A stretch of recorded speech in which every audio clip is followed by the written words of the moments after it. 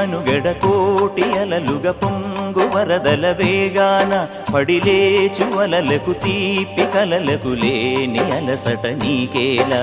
నల్ల నల్ల నీళ్లలోన ఎల్లకిల్ల పడ్డట్టున్న అల్లో మల్లో ఆకాశాన చుక్కల్లు అమ్మాయంటి జాబిల్లమ్మ అబ్బాయంటి సూర్యుడమ్మ ఇంటి దీపాలవ్వాలంట దిక్కుళ్ళు ఎవరికి వారే యమునకు నీరే